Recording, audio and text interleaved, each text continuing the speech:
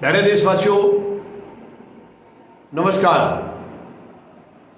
अभी पिछले वीडियो में यानी पार्ट 1 में हमने बात की है कैसे बीजेपी की एक महिला पार्षद के घर से चोरी किया हुआ बच्चा मिला है।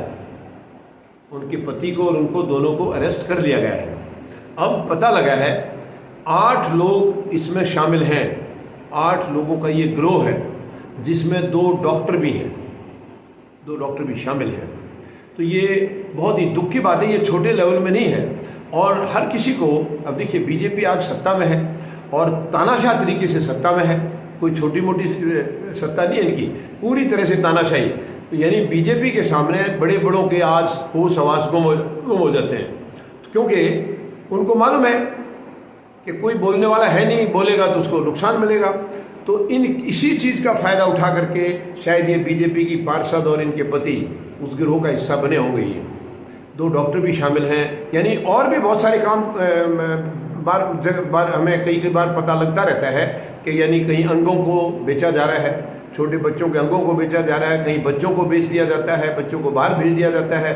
कई किस्म की हरकतें हैं, बच्चों के कुपोषण की भी हैं। और इन सब चीज़ों में अगर कोई सत्ता का आदमी मिल जाता है तो ये काम कितने आसान हो जाते हैं, आप लगा देख लीजिए।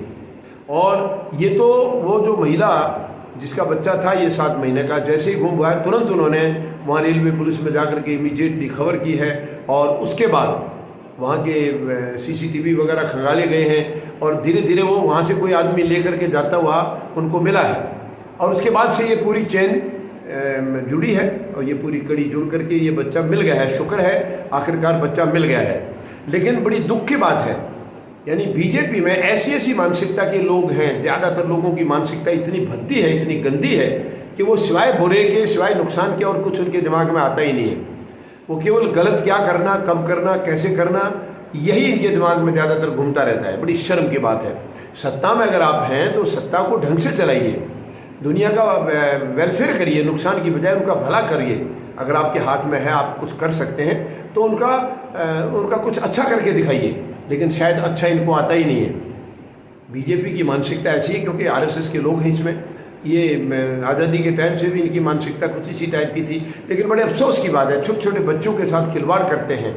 आपके पास बच्चा नहीं है, कोई तरीका ढूंढिए, भगवान से प्रार्थना करिए या कहीं से अनाथ आश्रम से लीजिए। आप किसी के बच्चे को ले जा रहे हैं और इस तरीके से आप खिलवाड़ कर रहे हैं, उसके साथ क्या गुजरेगी आपको ये चिंता ही नहीं है। आपने इस बारे में सोचा ही नहीं कि उसके साथ जिसका बच्चा उठा लिया उसके साथ क्या दिल पर क्या बीतेगी। ये बड़ी शर्म की बात है, बहुत दुख की बात है। उम्मीद है कुछ ये लोग शर्म करेंगे और ऐसे गंदे धंधे बंद करेंगे। धन्यवाद। जय जवान,